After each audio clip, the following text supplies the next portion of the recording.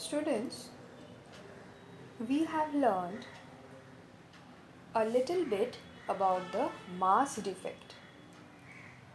But in today's class, we will learn how to calculate the mass defect of the helium nucleus. Okay. But before starting the calculation, we will just recall what mass defect is. Alright. So what is the mass defect? The difference between the actual mass of a nucleus and its expected mass is called mass defect. Okay. But how will you get the expected mass? Expected mass means addition of all the masses of the nucleons. Okay. So let's start.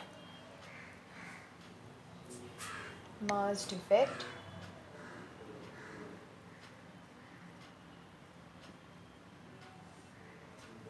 So it is the difference between the actual mass. I'm writing M act. Act means actual, okay? But in your exam, you will not write like this. You will write actual, the full word. Mass defect also I'm writing in short like MD. That is the difference between the actual mass, or you can also put the expected mass first. Okay. Mass expected minus mass actual. Okay. So the difference between the two masses, one expected mass and the actual mass, will give you the mass defect. Okay.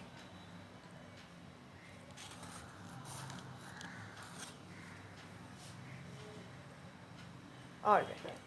Now students, we will, as I told you all, that we will learn today the calculation of the mass defect of helium nucleus. That means I'm writing calculation of mass defect. Repeatedly telling you all that I'm writing mass defect in short, but in your exam you'll write full mass defect. This word. Mass defect of, how to write the helium nucleus? 4,2He. Okay. So we will learn the calculation of the mass defect of helium nucleus. Okay. So from this chemical symbol, students, from this particular chemical symbol, what idea do you get? That this particular helium nucleus consists of 2 protons and 2 neutrons.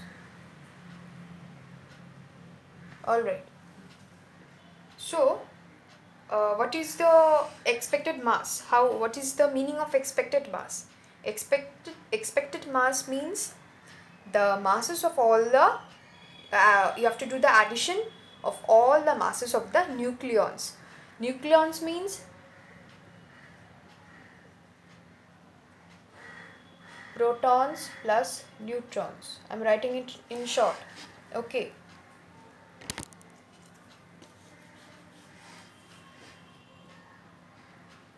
Okay.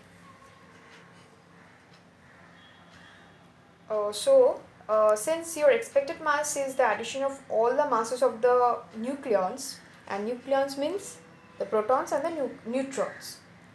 So now let us find the expected mass.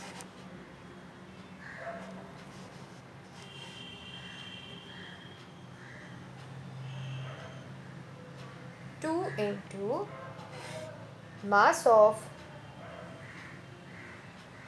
proton, 1 proton, plus 2 into mass of 1 neutron. Why? We are writing this particular statement, that is mass expected equals to 2 into mass of 1 proton, because you have 2 protons. Okay. So 2 into mass of 1 proton will give you the total mass of 2 protons, isn't it? Just think it in a mathematical way. Plus 2 into the mass of one neutron